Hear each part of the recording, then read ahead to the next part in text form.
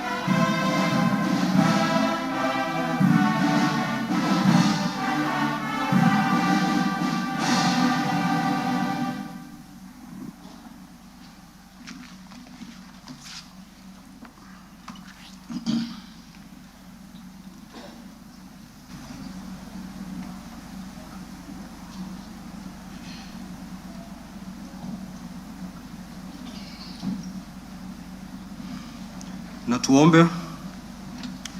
Ewe Mwenyezi Mungu, twakusihi ututazame kwa neema nyingi na baraka, sisi watumishi wako ambao umeridhika kutuita kwa nyadhifa za uongozi katika jamhuri hii yetu. Twakuomba utuajalie tuyatende na kufikia mambo yote atakayofikishwa mbele yetu kwa njia ya haki na uaminifu, ili kustawisha amani, ufanisi na heri ya nchi yetu na wale ambao haja zao umezikabidhi mikononi mwetu. Amen. You may be seated.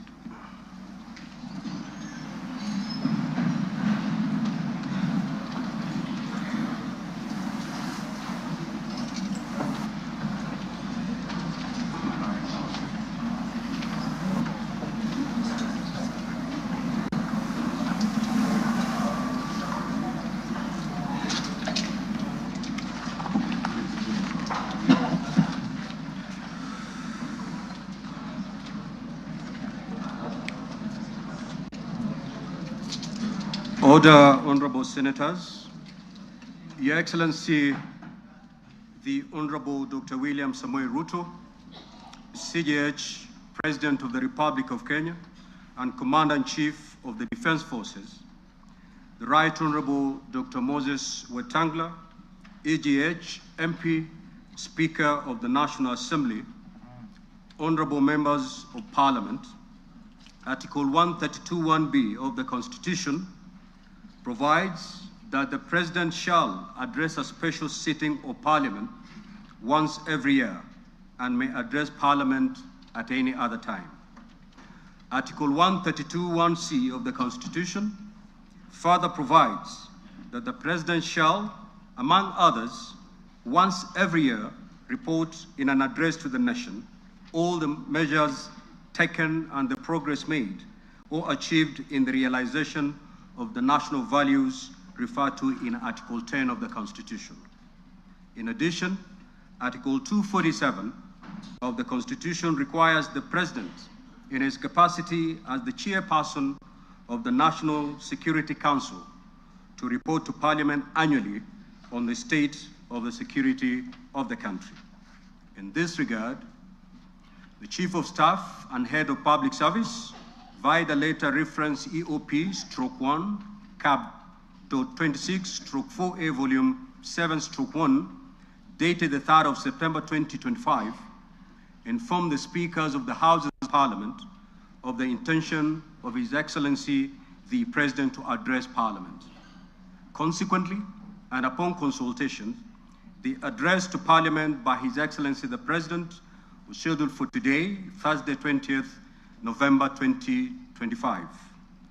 Pursuant to Standing Order 25(2) of the Senate Standing Orders, I notify honorable senators of the place, date, and time of today's special sitting via Gazette Notice number 16/518, which was published in a special issue of the Kenya Gazette on Wednesday, 12th of November 2025. Further, together with the Right Honorable Speaker of the National Assembly, we notified all members of Parliament and the general public of today's special sitting via notices placed in the Daily Nation and the Standard newspapers of Wednesday, 12th November 2025. Accordingly, honorable members, this special sitting is properly convened. I thank you.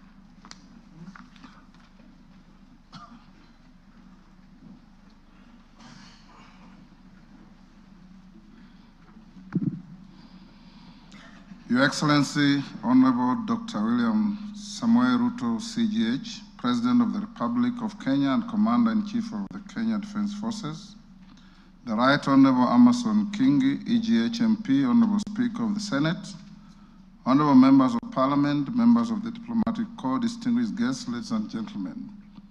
Article 1321(b) of the Constitution requires the President to address the nation once every year and at any other time. Further, Article 1321(c) of the Constitution requires the President to, once every year, report in an address to the nation on measures taken and progress achieved in the realization of our national values. Additionally, Article 1321C3 of the Constitution provides that the President shall submit a report for debate to the National Assembly on the progress made in fulfilling the international obligations of the Republic. In this regard, honorable members, by way of a message to the House, His Excellency the President conveyed his desire to address a special sitting of the Houses of Parliament today, 20th November 2025. Therefore, pursuant to the provisions of Standing Order 22 of the National Assembly Standing Orders, by Gazette Notice number 1651, which was published in the Kenya Gazette on 12th November 2025, and indeed as also notified to all members and the general public by way of newspaper notification published on 12th November 2025, I gave notice of this special sitting of Parliament to the members of the National Assembly. Accordingly, honorable members, this special sitting is properly convened. Your Excellency, honorable members, distinguished guests, ladies and gentlemen, it is the custom of Parliament to recognize invited guests seated in our galleries. I therefore wish to recognize the following guests who are seated in the Speaker's row. Her Excellency Rachel Ruto, First Lady of the Republic of Kenya, and other members of the First Family. His Excellency, the Honorable Professor Kithure Kindiki, EGH, the Deputy President of the Republic of Kenya. The Honorable Musalia Mudavadi, EGH, the Prime Cabinet Secretary, and Cabinet Secretary, Minister of Foreign Affairs and Diaspora Affairs. Your Excellency, honorable members, also present this afternoon is the Chief Justice and President of the Supreme Court, Honorable Lady Justice Martha Koome, EGH. She is accompanied by the Deputy Chief Justice and Vice President of the Supreme Court, Honorable Lady Justice Philomena Mwilu, EGH, Honorable Justice Daniel Musinga, CBS Presiding Judge, Court of Appeal, Honorable Justice Oscar Angote, MBS, Presiding Judge of the Environment and Land Court, and Honorable Justice Brian Ongaya, EBS, Judge of the Employment and Labor Relations Court. We are also honored to have in our midst the immediate former Speakers of the Houses of Parliament, the Honorable Francis Ole Kaparo, the Honorable Ekwe Ethro, and the Honorable Kenneth Lusaka, EGH, the Governor of Bungoma County, and Clerk Emeritus of the National Assembly, Ambassador Michael Sialai, CBS. Also in the gallery, we have the Chairperson of the Council of Governors, who is also the Governor of Wajir County, the Honorable Ahmed Abdullahi, and the Honorable Johnson Sakaja, Governor of Nairobi City County.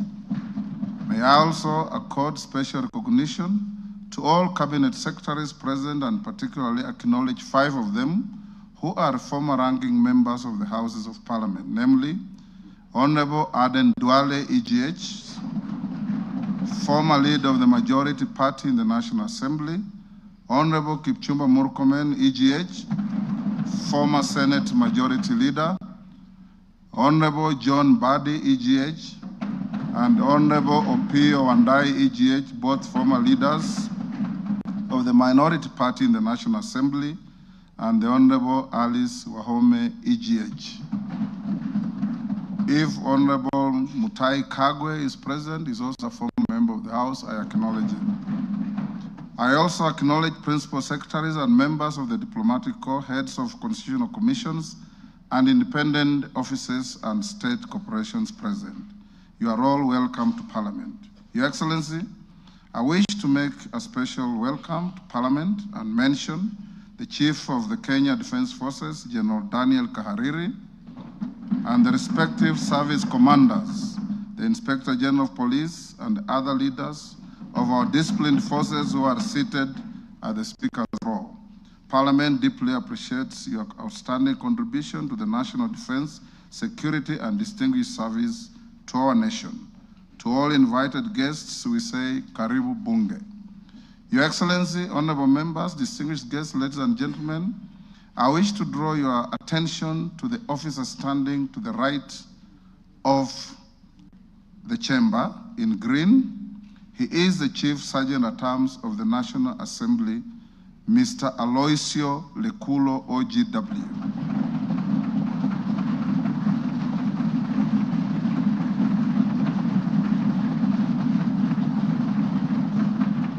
Your Excellency, this special mention of this gallant son of Kenya is for the reason that he comes from the smallest community in our nation, the El Molo community, a community which, according to our last census, numbers just about 500. He has risen through the ranks as a high school teacher, as a DO, and competitively employed in Parliament in the year 2006 in the Sergeant's office, rising to become the Chief Sergeant at Arms. Today is his last day on duty, having served diligently in public service.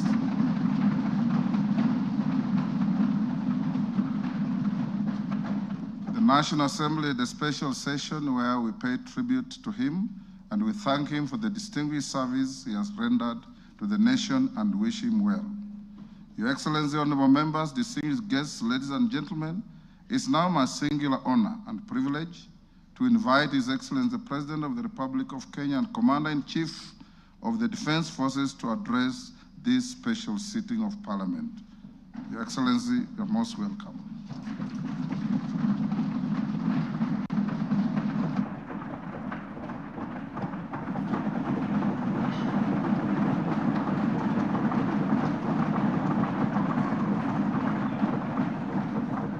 Thank you very much. The Honorable Speakers of the National Assembly and Senate, the Honorable Members of the National Assembly and Senate, the Chief Justice and the leadership of the judiciary, Cabinet Secretaries, Your Excellencies, distinguished guests, fellow citizens, ladies and gentlemen. 2 years ago, when I delivered my first State of the Nation address, I had a vision to sell.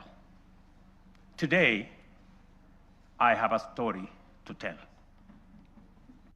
A story written not in the quiet offices or the comfort of boardrooms, but out in the blazing sun of our farms, in the dust of construction sites where our affordable homes now rise, and in the grit of our community health workers, doctors, medical professionals who refuse to surrender in the quest for universal health coverage. It is written in the steady hum of our factories, in the determination of millions daring to dream and finance their vision through the Hustler Fund, in the courage of our young people working on housing sites, in the Climate Works program, in the digital ecosystem, and in the bravery of those who, looking beyond our borders, have sought livelihoods abroad to sustain families back home. A story of sacrifice, a story of sweat, a story of progress that has not come easy. It is a story you can see in the numbers, feel in the homes, and trace in the lives transformed across our republic.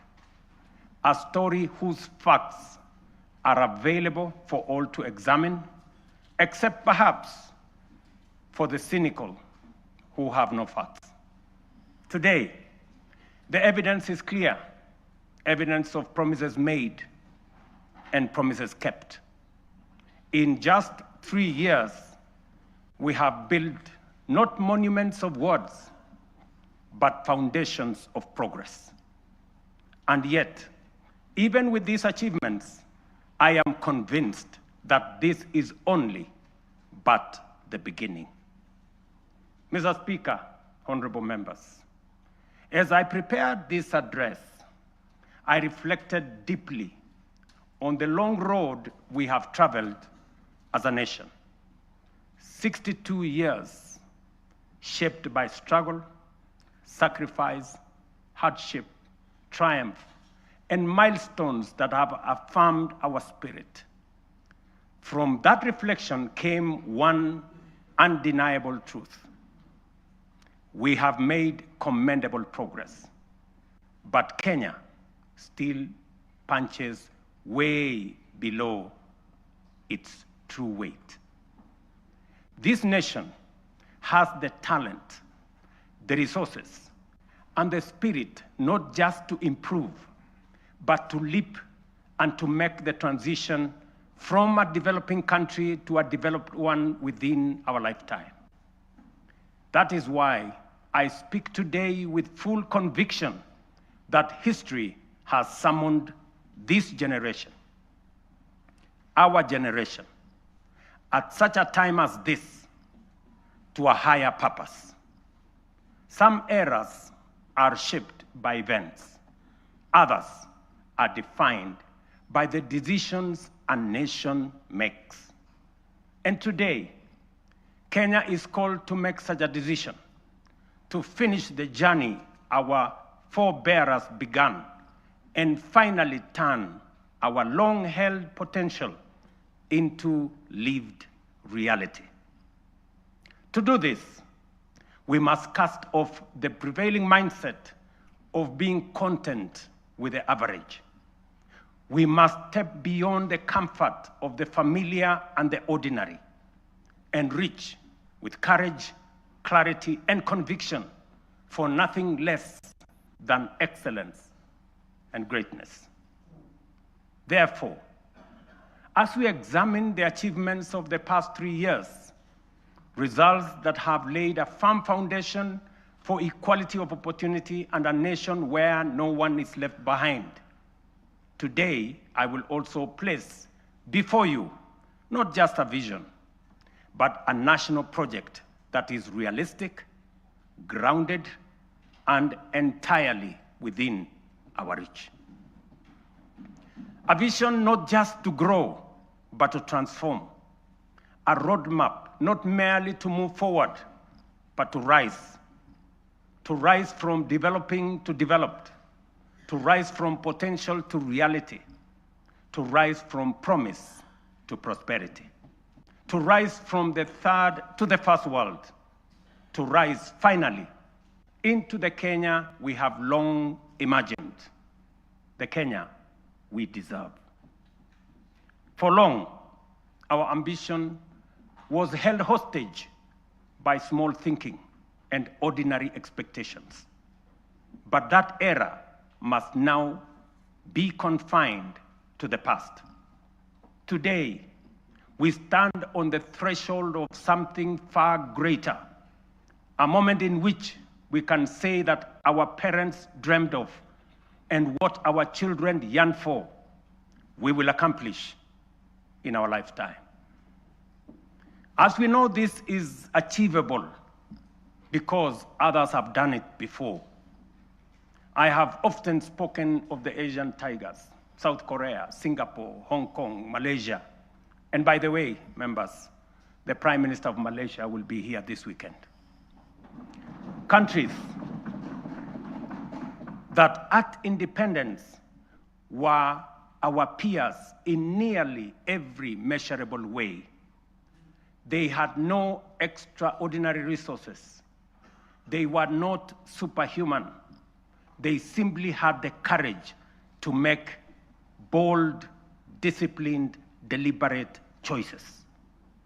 They invested in their people, demanded excellence, and refused to be trapped in the limitations of their circumstances. They refused to make peace with mediocrity. Today, they stand as first world economies. If they could rise, so can Kenya. It can be done. Let me repeat. It can be done. Later in this address, I will set out the strategic choices, the reforms we will deepen, the sectors we will unlock, and the investments we will prioritize to move Kenya to the next level. I say all this not as a personal badge of honor, but as a recognition of what we have achieved together, the Kenyan people, the leadership in all arms of government, and across all political formations. Honorable members, the last 3 years have not been easy. We have agreed, sometimes disagreed, and at times those disagreements have carried great cost. We have compromised, we have confronted hard truths, and we have endured storms none of us invited. But we all take comfort that it has not been for nothing, for this is how far we have come. At a time like this in 2022, Kenya was in distress. Inflation had soared almost to double digits. A fuel shortage threatened to paralyze our economy as oil marketers struggled to access dollars. The shilling was in free fall. Foreign reserves had hit historic lows. Debt service consumed more than half of our revenues. Confidence, both local and foreign, had waned. International analysts warned that it was no longer a question of if, but when Kenya would default. Within that context, we acted. We restored fiscal discipline. We eliminated wasteful subsidies. We rationalized public expenditure. We strengthened revenue collection and placed our economy on a path of recovery and sustainability. Inflation, which stood at 9.6% in 2022, has steadily declined to 4.6% as of last month, bringing much needed relief to households. The shilling, once in perilous downward spiral, has stabilized at 129 to the dollar for nearly 2 years, a direct consequence of prudent monetary policy and disciplined fiscal management. Our successful Eurobond redemption signaled to the world that Kenya honors its obligations. 3 years ago, Kenya was ranked the 8th largest economy in Africa with a GDP of $115 billion US. Today, our GDP has increased to $136 billion, moving us up to become the 6th largest economy on the continent, according to IMF. This steep rise, ladies and gentlemen, is not accidental. It is the product of deliberate choices, disciplined execution, and strategic reforms that have strengthened our economy and unlocked its potential. Our foreign reserves have surpassed US dollars 12 billion, the highest in independent Kenya. This has restored certainty, cushioned our economy from external shocks, and restored investor confidence. International markets have taken note.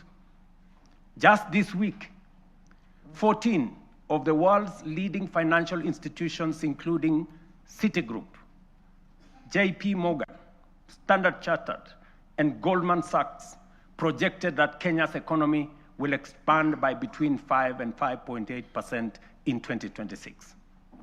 This confidence is anchored in solid fundamentals: lower credit costs, rising exports, improved household spending driven by low inflation, and a broadly stable macroeconomic environment.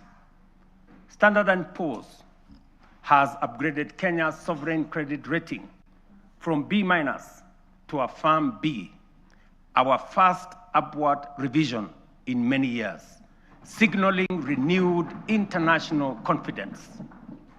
This upgrade lowers our risk profile, attracts more investment, and reduces borrowing costs for both government and the private sector. Fellow citizens, our foreign direct investment has more than tripled from US dollars 463, or about 60 billion shillings in 2021, to US dollars 1.5 billion, almost 195 billion Kenya shillings in 2024. In the last 36 months, over 300 new businesses, including 500 foreign companies, have registered and set up shop in Kenya, reflecting renewed confidence and improved ease of doing business. The Nairobi Securities Exchange has recorded a powerful resurgence, now recognized as one of the best performing emerging markets globally. Since January 2025, investor wealth has grown by over 1 trillion shillings, driven by a broad share price rally that has reestablished the Nairobi Securities Exchange as a premier asset class. The NSE is on track for its strongest performance in over a decade, building on last year's remarkable gains.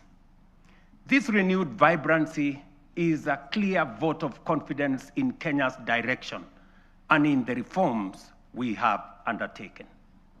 In short, Mr. Speaker, honorable members, the world's most respected economic assessors and market sentiment are affirming that what we already know, that our economy is strengthening, our prospects are brightening, and confidence in Kenya is rising. Our critics, the high priests of eternal pessimism, who criticize without responsibility and tear down without offering alternatives, will want you to believe that our economy is going in the wrong direction. But while everyone may speak their mind, and that is the beauty of our democracy, no one is entitled to manufacture self-serving falsehoods and traffic them as facts. And facts are exactly what I present here today: clear, verifiable, and indisputable. Mr. Speaker, one of the greatest contributors to the high cost of living is the cost of food. Kenyans in 2022 marched with empty sufurias, a stark symbol of frustration and unbearable cost of basic commodities. From the very outset, we made an intentional and strategic decision to subsidize production and not consumption. We understood that lasting relief would not come from temporary subsidies and price controls, but from strengthening the foundations of agricultural production. We also recognized that agriculture is not merely another sector of our economy. It is the lifeline of our nation. If we were to secure households, stabilize prices, create jobs, expand industry, and spur exports, agriculture had to be the fulcrum of our transformational agenda. To organize the sector and improve service delivery, we launched an integrated digital platform to register farmers. In 2022, fewer than 300,000 farmers were on record. Today, over 7.1 million farmers are registered on the Kenya Integrated Agricultural Management Information System, giving us visibility to design scientific targeted interventions and eliminate extortionists, getaway brokers, and drive out cartels and middlemen. This has enabled us to implement the fertilizer subsidy program at scale. To date, over 21 million bags of affordable fertilizer have been distributed, reducing the price by nearly 2/3 and saving farmers Kenya shillings 105 billion so far. This year alone, we delivered 7 million bags of fertilizer and 35 million kilos of certified seed. And next year in 2026, we plan to distribute 12.5 million bags across all the 1,450 wards, ensuring every farmer has access to affordable inputs. The impact has been phenomenal. Productivity in all our agricultural sectors has gone up. National maize harvests have risen from 44 million bags in 2022 to 67 million bags in 2024, setting the stage for a historic harvest this year of 70 million bags.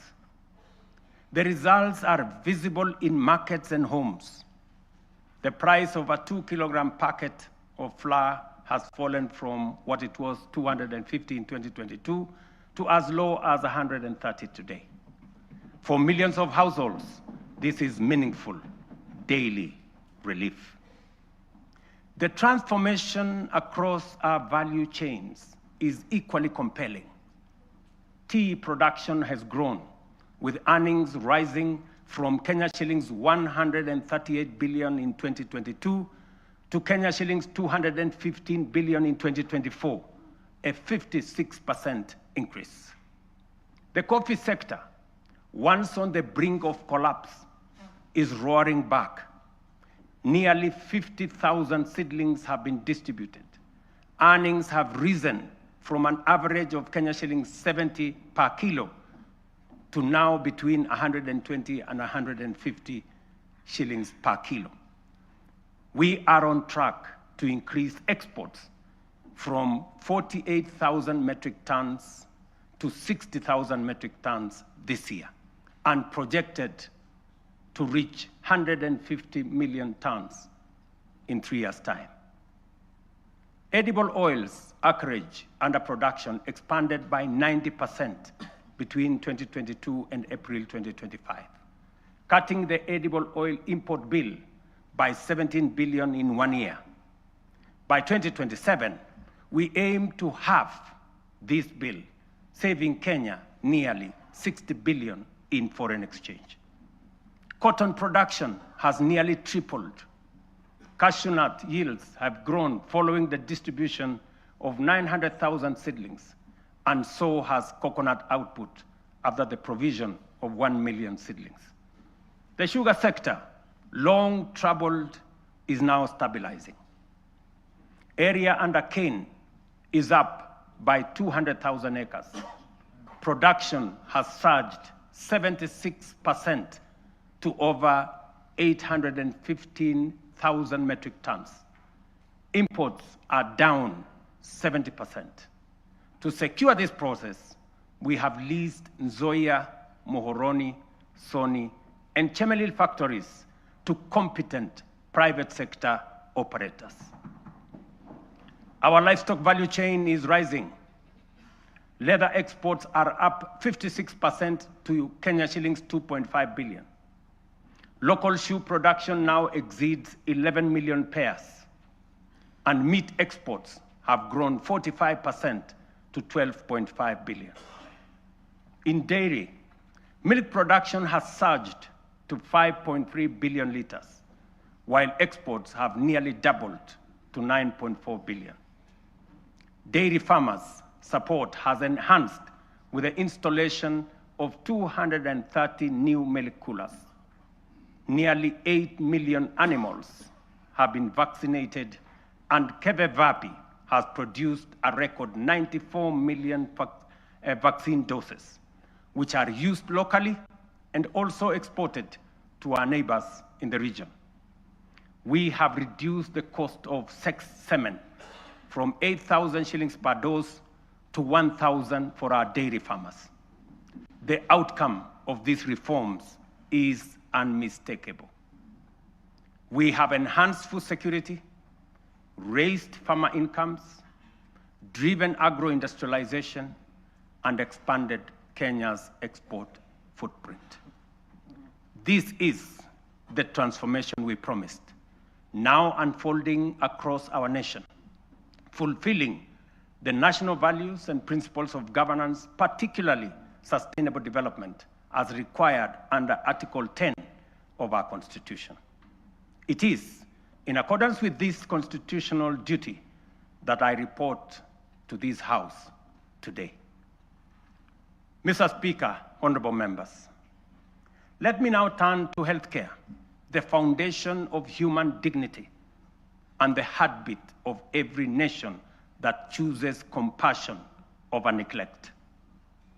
Over the last 3 years, we have undertaken the most ambitious transformation of health systems since independence.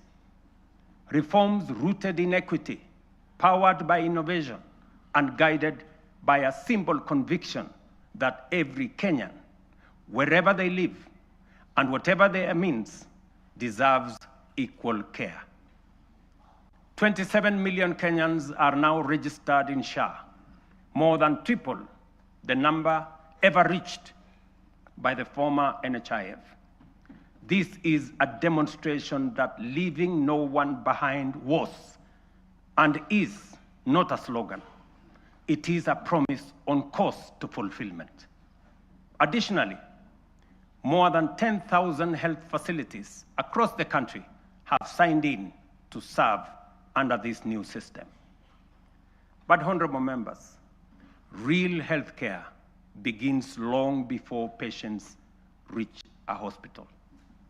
That is why in September 2023, we deployed 107,000 community health promoters, the largest primary health workforce in our history, trained, equipped, and present in every ward in all our 47 counties. Their impact has been extraordinary. Consider 3 statistics. 8.9 million households have so far been visited. 9.9 million diabetes screenings have been done with 134,000 cases diagnosed. 6.5 million hypertension screenings have been conducted with 305,000 cases confirmed. Millions of lives have been touched and thousands saved. This is what equity looks like. This is the meaning of universal health care. This is leaving no Kenyan behind indeed. Behind these numbers stand the community health promoters, quiet, devoted, tireless, heroes of this new era. Today, we honor them. We thank them. To them, we say Kenya is healthier because of you. Mr. Speaker, when I promised that those unable to pay would be supported by government under UHC, the cynics scoffed as usual. Today, we are paying premiums for 2.3 million vulnerable Kenyans, including orphans, widows, the elderly, and those without income, because for them, healthcare is not a privilege. And I must commend members of this august House who have stepped in to support vulnerable families in this gesture. We are also modernizing hospital equipment through the National Equipment Project Service Project, replacing the old MES model that burdened counties with heavy upfront costs. Under the new fee-for-service system, private partners install, maintain, and run state-of-the-art equipment, and public facilities pay only when they use them. We have overhauled KEMSA to end the chronic crisis of drug shortages, raising medicine availability from 48% to 68%, and to a projected 90% by the end of this year, and 100% by March next year. This is more than healthcare reform. It is a long-deferred promise finally taking shape. A Kenya where every citizen can face tomorrow with confidence, knowing their nation will stand with them in their hour of need. It fulfills our national values and of dignity and equity as stated in Article 10 of the Constitution. In the same spirit, the government is strengthening financial protection for Kenyans under cancer treatment. Social Health Authority will enhance the cancer benefits package from the current 550,000 shillings to Kenya shillings 800,000, effective December 1. This enhancement responds to the rising cost of sustained cancer care and ensures that patients can access quality, uninterrupted treatment without facing financial hardship. Mr. Speaker, honorable members, when I assumed office, our education sector was in distress with a strained CBC transition, a chronic teacher deficit, universities on the edge of insolvency, and overstretched infrastructure. We moved quickly to restore education as the great equalizer. Through the student-centered funding model, scholarships and loans now follow need and merit, placing the learner at the center. Nearly 500,000 students have already benefited from this model. We then tackled the teacher crisis head-on. We have hired, as you all know, 76,000 teachers with 24,000 more to be brought in by January next year. That will translate to 100,000 teachers in 3 years, an achievement unmatched in the history of our country. Together with the national government CDF, we have delivered 23,000 new classrooms and 1,600 laboratories are under construction, easing congestion and giving CBC the dignified facilities it requires. TVET has become the engine of practical skills. Enrollment has leaped from 341,000 in 2022 to 718,000 as young Kenyans embrace engineering, ICT, modern agriculture, hospitality, design, and the trades that power a modern economy. In strengthening education at every level, we are giving life to the national values in Article 10, especially equity, human dignity, and sustainable development, ensuring every child has a fair chance to rise.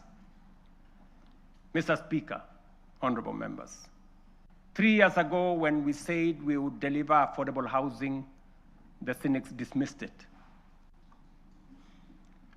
They said it was fantasy. When they realized we were serious, they called it impossible. And when we broke ground across the country, they suggested that these projects would stall. Today, those doubts have given way to a very different question from Kenyans everywhere. How do I own one of these units?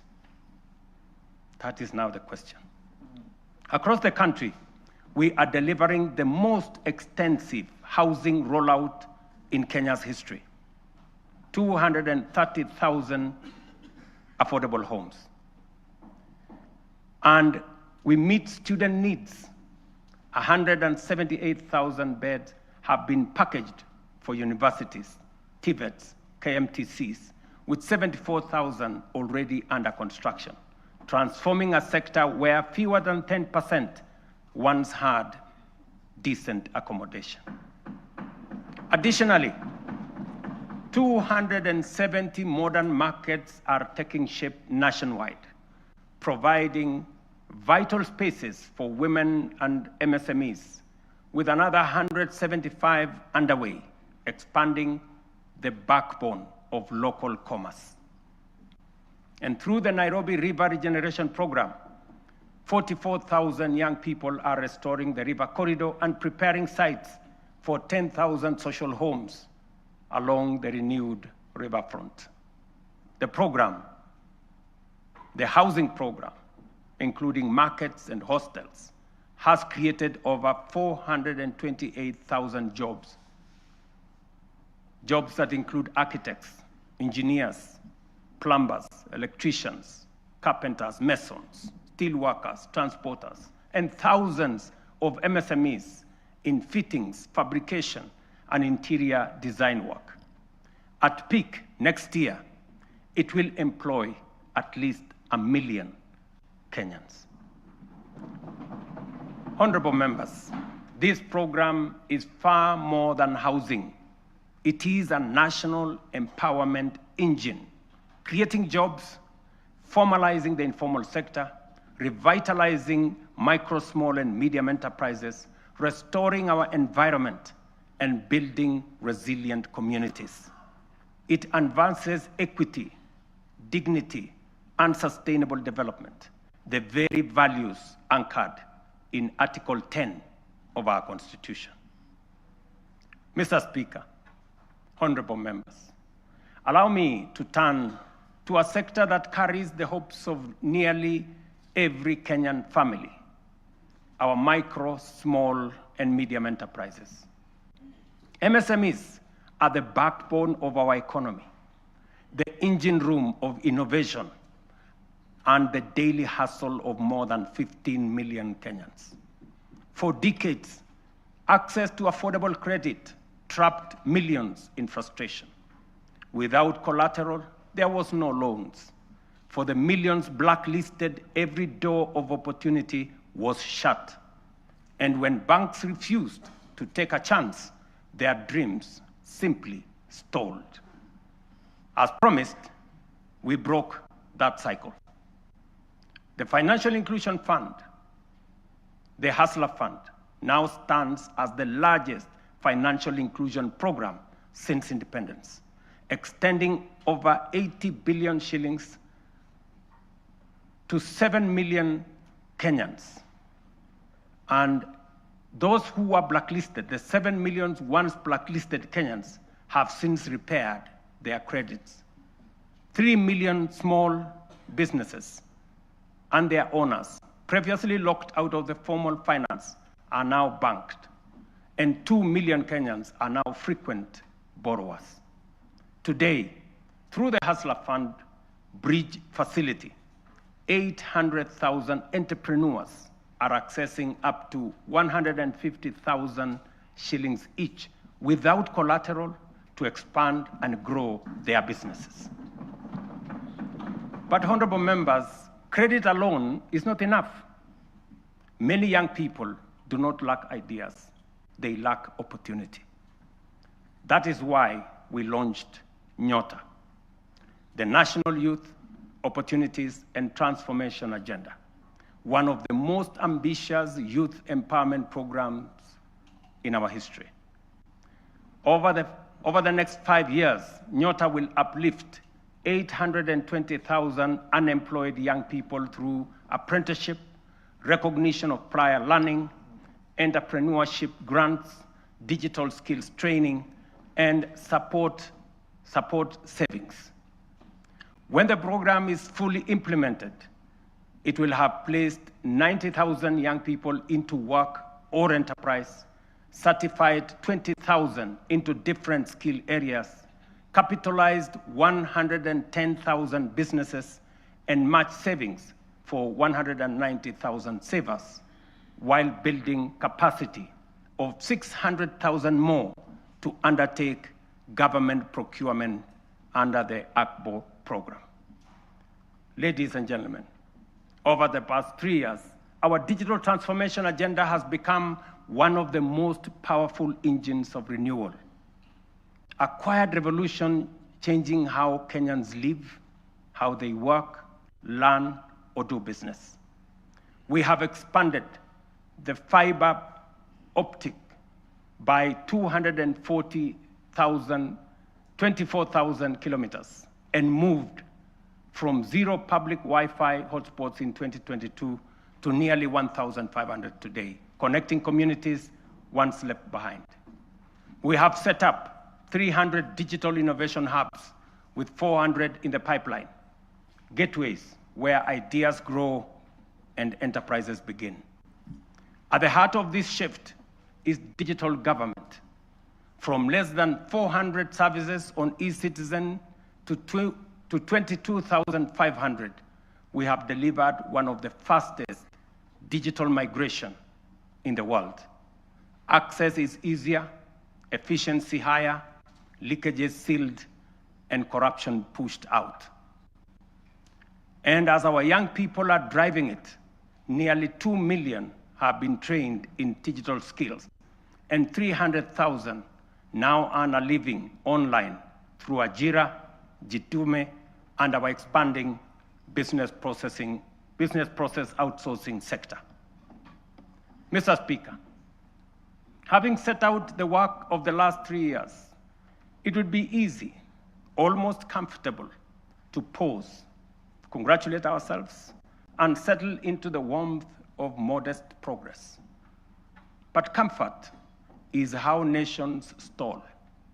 It is how Kenya once slowed while the Asian tigers raced ahead. We cannot allow that.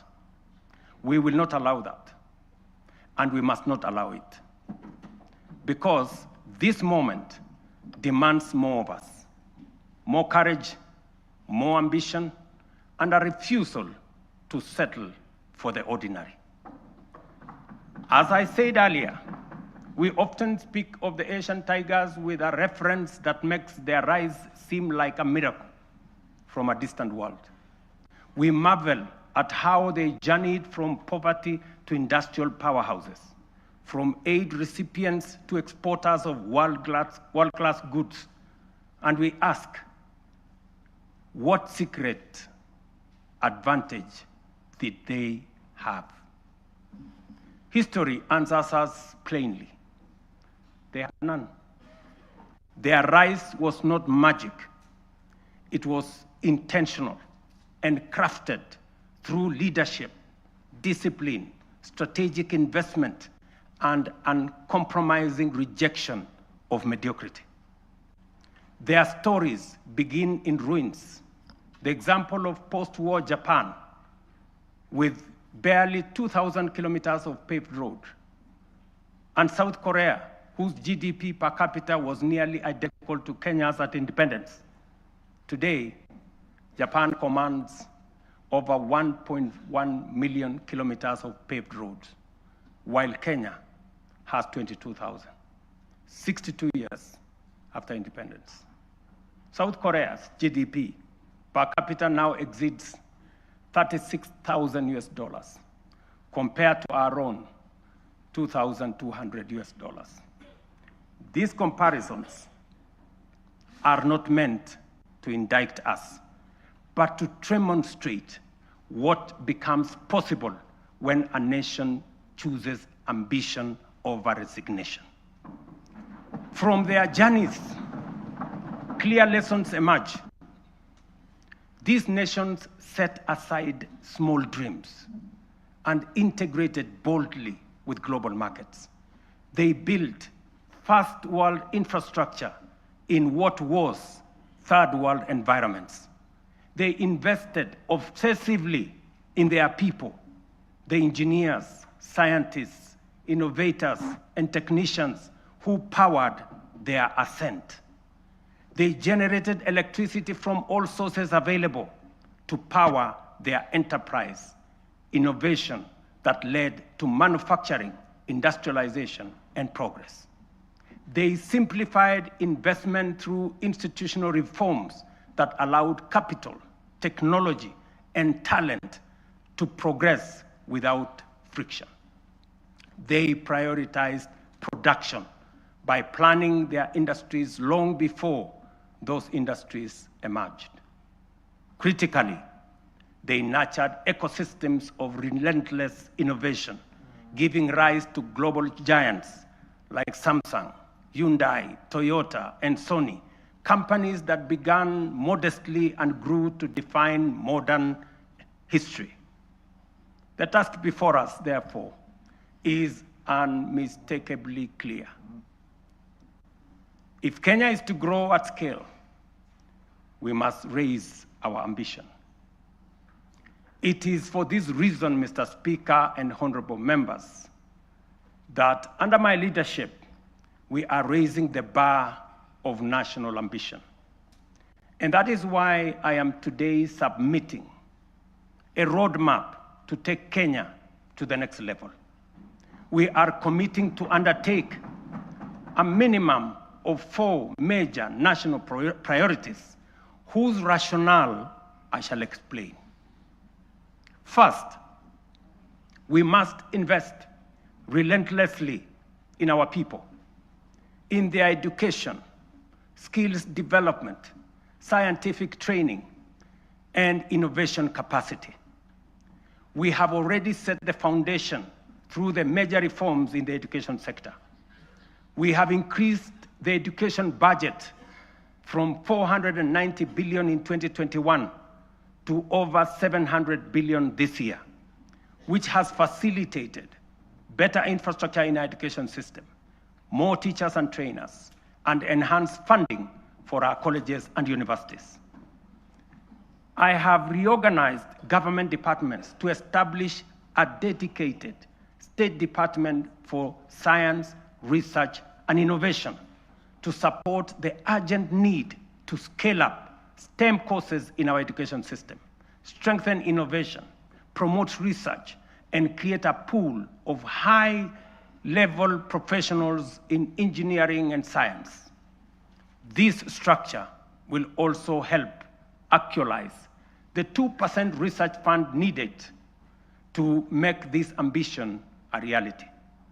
We must fund startups and deliberately scale up and commercialize innovation to create new companies. We must actualize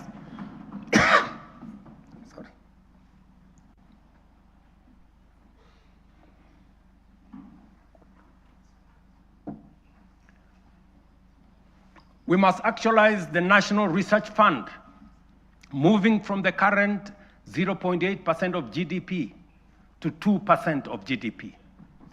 This leaves us with a shortfall today of 180 billion. Progressively, we should grow the fund to 1 trillion over the next 10 years. We will mobilize domestic public resources, private investment, venture capital, and other private sector financing to drive this effort, because no nation rises above the abilities of its citizens. Let me repeat that.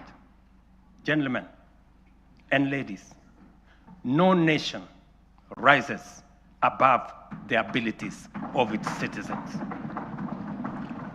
And we must promote a culture of enterprise so that Kenyan companies can cross borders.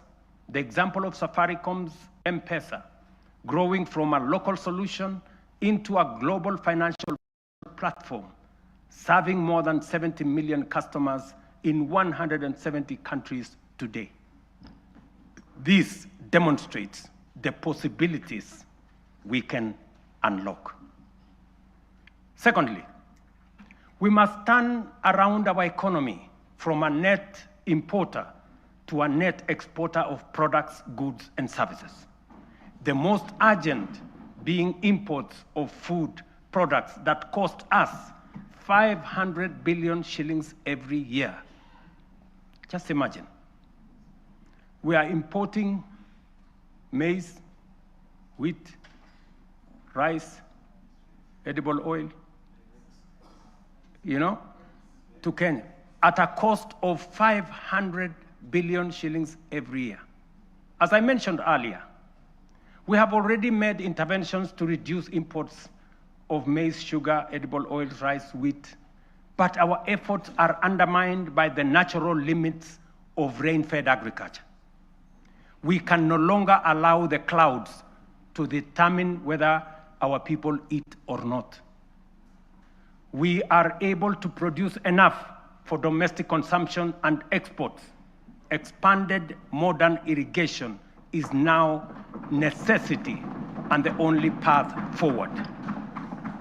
We are endowed, ladies and gentlemen, honorable members, with arable land, yet we all know only 15% of Kenya can support rain-fed agriculture. And this limited area is what we have relied on to feed the entire nation. While 85% of Kenya does not receive sufficient rainfall, if we harvested and stored rainwater, we can bring vast arable lands in these arid and semi-arid regions into productive use. With the dams, we can transform our arid and semi-arid areas into hubs of agricultural production, even in the absence of rainfall. We must never give up on the potential of these regions simply because they receive little rain. And we must never confuse the lack of rain with the lack of water. This is why we must build at least 50 mega dams nationwide, alongside 200 additional medium and small dams and thousands of micro dams to collect and store water, not only to secure our food supply, but to bring at least 2.5 million additional acres under irrigation within the next 5 to 7 years. Therefore, the commitment to harvest and store water is not simply about food and water security. It is a strategic, nation-shaping investment, one that underpins our aspiration to be a net exporter of agricultural products, underpins economic independence, rural prosperity, and sustainable development. The Ministry of Water and Sanitation and Irrigation, alongside all relevant agencies, have already mapped out precise locations of these dams. These projects span the breadth of our republic. Sorry. From the High Grand Falls, a mega dam on River Dawa in Mandera, Isiolo, Pasalinga Dam, Yata in Machakos, Singli Canal in Garissa, Soin Koru in Kisumu, Rumuruti in Laikipia, Thochi in Embu and Tharaka, Lowat in Turkana, Mahoya Dam, straddling Nyeri and Kirinyaga, Narosra in Narok, Aror in Elgeyo Marakwet. Others include Ndarugu in Kiambu, Kokwanyo in Homa Bay, Rare in Kilifi, Tongaren in Bungoma, and many more strategic sites nationwide.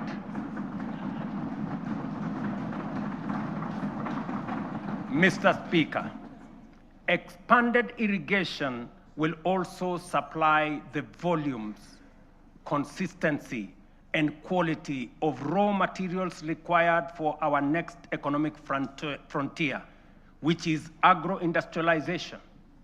Irrigation will produce the raw materials, and our SEZs, EPZs, and county aggregation and industrial parks will convert them into high-value products for national, regional, and global markets.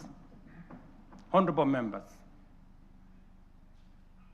energy is the lifeblood of any modern economy. No nation has developed without abundant, reliable, and affordable power. This is our third national priority. Although we have an installed capacity of 3,300 megawatts, the intermittence of solar and wind means our farm capacity is only 2,300 megawatts, far below what the Kenya of the present, let alone tomorrow, will require. To drive domestic electrification, industrial manufacturing, e-mobility, green industrialization, digital expansion, and a technology-enabled future, we must dramatically expand power generation. Kenya is blessed with diverse, largely underexploited renewable sources, including geothermal, solar, hydro, wind, and nuclear, to undertake large-scale value addition, agro-processing, manufacturing and industrialization, sufficient, affordable, and reliable energy is a top imperative. Modern technologies, such as data centers and artificial intelligence, require large-scale energy supply. To modernize our economy, leverage on technology to create new opportunities, and to turn our agriculture and natural resources into products, manufacturing and industrialization consume many megawatts of energy. As a result, we have to generate an additional 10,000 megawatts in the next 7 years so as to move our country to the next level and undertake the transition necessary for our growth. Our fourth national priority is transport and logistics. As the region's economic and diplomatic hub, home to the United Nations' largest office and only office in the Global South, and the sixth largest economy in Africa, Kenya must maintain world-class seaports, airports, highways, and digital corridors. Efficient transport and logistics are the backbone of our competitiveness. They accelerate national development, connect products to markets, move goods and services, lower the cost of doing business, and will reinforce Kenya as the aviation and commercial capital of East and Central Africa. History teaches us that nations rise on the strength of transport and logistics. Japan's post-war revival, enabled by strategic road expansion, is a clear example. From only 2,000 kilometers of road, they constructed over 1 million kilometers of paved road in 7 decades. We in Kenya, you know, we have only constructed 22,000 kilometers over a relatively similar period. To scale up, ladies and gentlemen, honorable members, our transport and logistics program, the Ministry of Roads and Transport have already mapped out a comprehensive network of 2,500 kilometers of highway for dualing and 28,000 kilometers of road to be tarmacked over the next 10 years. We will onboard private-public partnership in the modernization of Jomo Kenyatta International Airport, Mombasa and Lamu Airport, and sort out the challenges facing Kenya Airways by next year. This work is already in progress. Next week, I will launch the dualing of the 170-kilometer Rironi-Naivasha-Nakuru-Mau Summit Road. On the same day, I will break ground on the dualing of the 58-kilometer Rironi-Mai-Mahiu-Naivasha road. The gridlock that paralyzes these roads every day, especially on weekends and holidays, will soon, by God's grace, be a thing of the past. Additionally, roads earmarked for dualing include Muthaiga Kiambu Ndumberi, Machakos Junction Mariakani, Mau Summit Kericho Kisumu, Kisumu Busia, Mau Summit Eldoret Malaba, Athi River Namanga, Karatina Nanyuki Isiolo, Makutano Embu Meru Maua, Mtwapa Malindi Mombasa, all the way to Lungalunga, Kericho Kisii Migori Isabenia, and Nakuru Nyahururu Karatina, Kisii Oyugis Ahero. The northern bypass, James Gishuru roads, Bomas Karen Gong, and Bomas Ongata Rongai Kiserian, including Gong Isinya and Naivasha to Kikuyu, among many other key corridors nationwide. This This infrastructure drive will also include extending the standard gauge railway from Naivasha to Kisumu and eventually to Malaba. And that exercise, ladies and gentlemen, is beginning in January. In just 2 months, we will be beginning that process. Honorable members, estimates indicate that achieving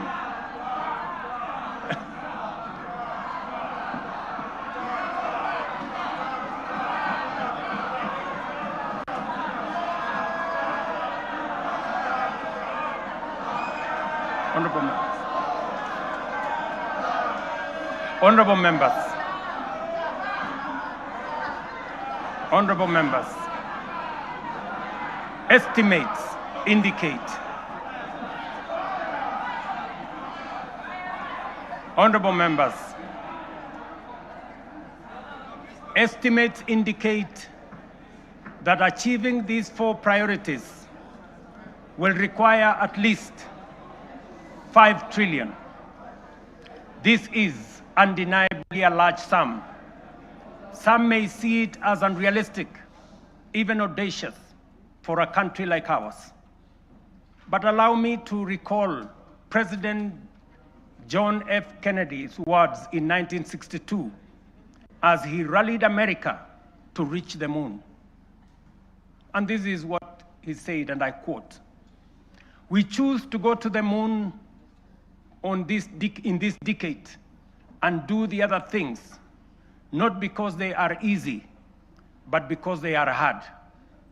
Because that challenge is one we are willing to accept, one we are unwilling to postpone."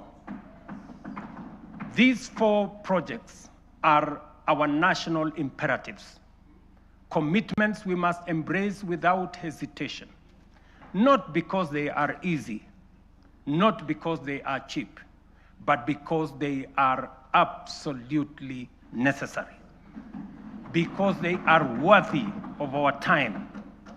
This is the assignment of our generation. This is the purpose for this administration and this parliament, the 13th parliament. And this is the moment we must rise up to. Which brings us to the next question. Given our fiscal constraints, how shall we finance these transformative projects and do so sustainably? The answer, ladies and gentlemen, lies in 2 key financing vehicles: the National Infrastructure Fund and the Sovereign Wealth Fund. As noted earlier, our development ambitions require sustained, large-scale investment in education, in roads, in energy, water systems, logistics, transport, and digital network.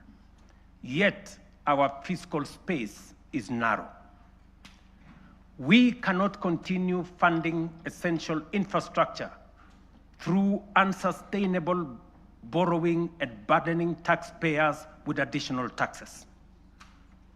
But neither can we afford to postpone these imperatives without risking our future. There is need to be innovative in the use of our national revenues, or the national revenues at our disposal. There is need to deploy our national assets available to us in creating public-private partnerships that will crowd in the enormous pool of private sector resources available regionally and globally. This is why we will establish the National Infrastructure Fund, whose architecture will be underpinned by the reforms in the Government-Owned Enterprises Bill, passed by this August House, that I will sign into law tomorrow.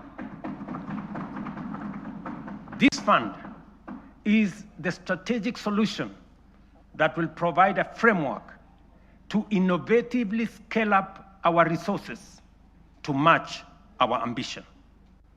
It will fulfill our manifesto commitment to rebuild Kenya's infrastructure while reducing reliance on tax and debt.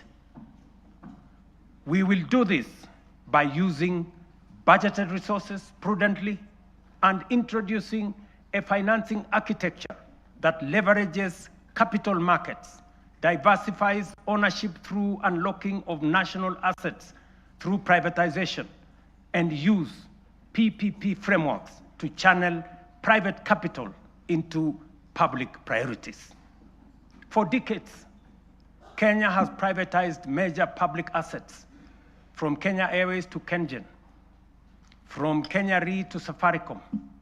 Yet, we cannot point to enduring national assets built from privatization proceeds because the funds were absorbed into budgets and spent. The National Infrastructure Fund will break this cycle. All proceeds from privatization will be ring-fenced, preserved, and reinvested into new infrastructure and wealth-creating assets. When ownership shifts to the private sector for efficiency, the benefits to the public will not diminish, they will multiply. For every shilling invested from privatization proceeds, we aim to attract 10 shillings from long-term investors drawn from pension funds, sovereign partners, private equity, and development finance institutions. This multiplier will allow us to build critical infrastructure without adding to tax or debt burden. This model is proven. Australia's Future Fund, Singapore's Temasek, and UAE's Mubadala demonstrate that commercially run public investment funds can grow national wealth and deliver transformative infrastructure. The National Infrastructure Fund is therefore more than a financing tool. It is a generational strategy, preserving value, mobilizing capital, accelerating delivery, and ensuring Kenya becomes stronger, wealthier, and more competitive.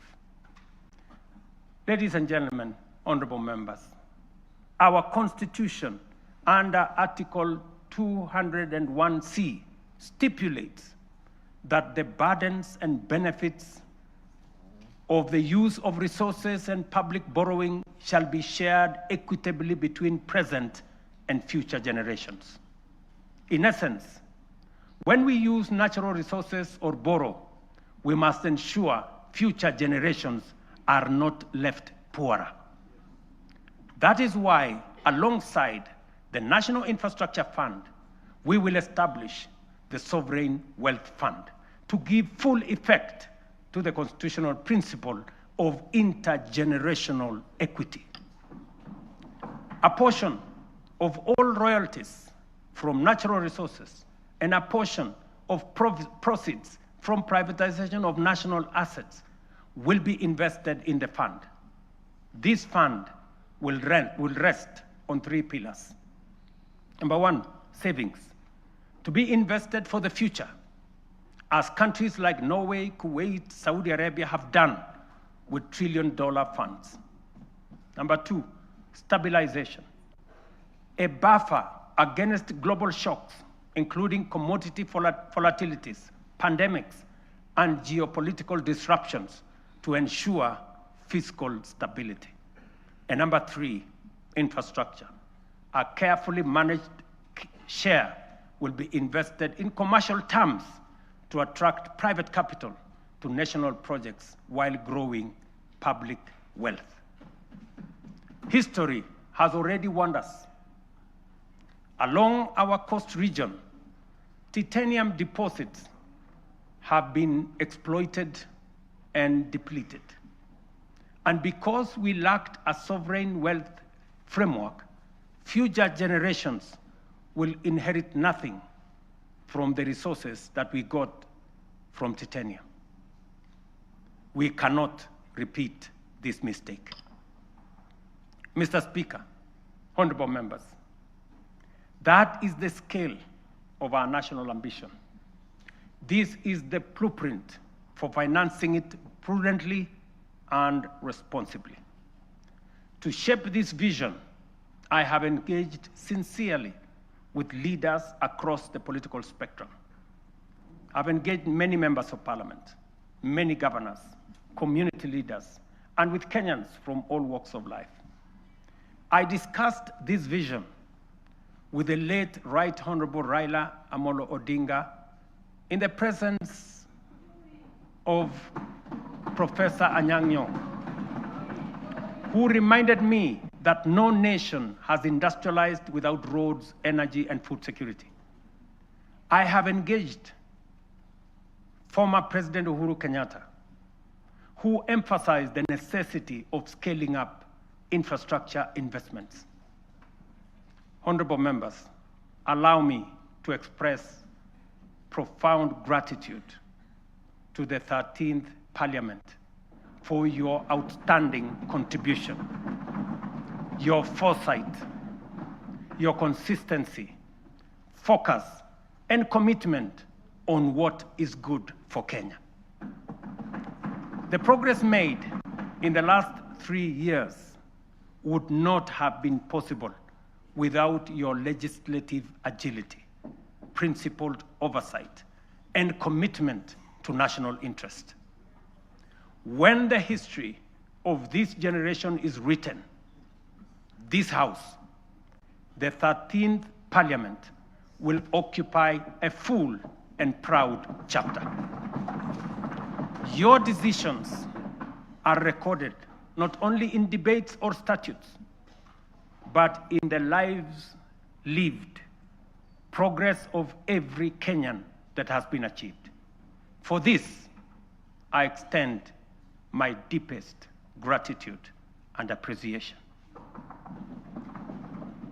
I also extend heartfelt thanks to hard-working Kenyans who have diligently fulfilled their civic duty to the nation, giving life to the constitutional values of equity, social justice, and sustainable development.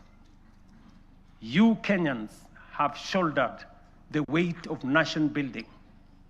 Future generations will feel the impact of your sacrifice, and they will honor you as the generation that helped change the trajectory of our republic. As I conclude, I reiterate that those of us in leadership must bear in mind one critical lesson. Leaders are not ultimately judged by the vision they carry, or the statements they make, or the mantra they repeat. They are judged by the actions they take, the values they generate, the difference they make, and the impact they leave in the lives of the people.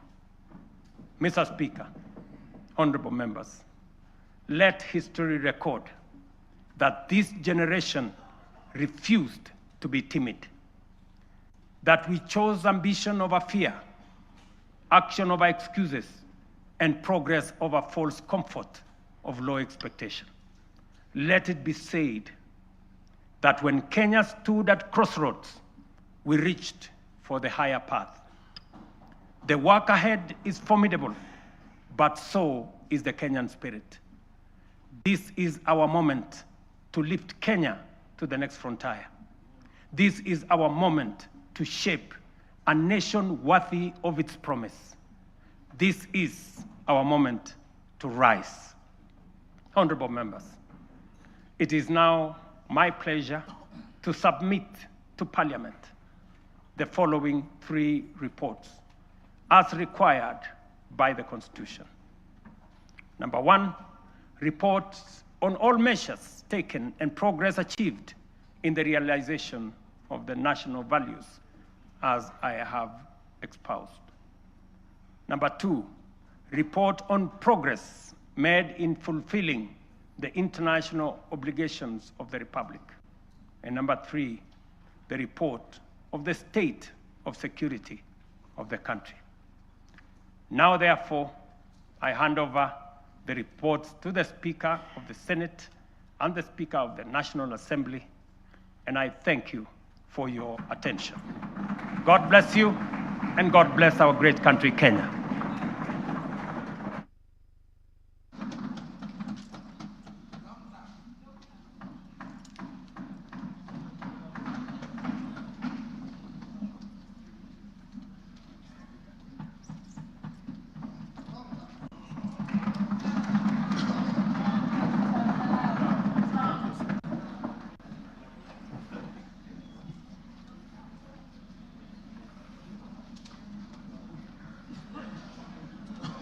Honorable members, let us be upstanding.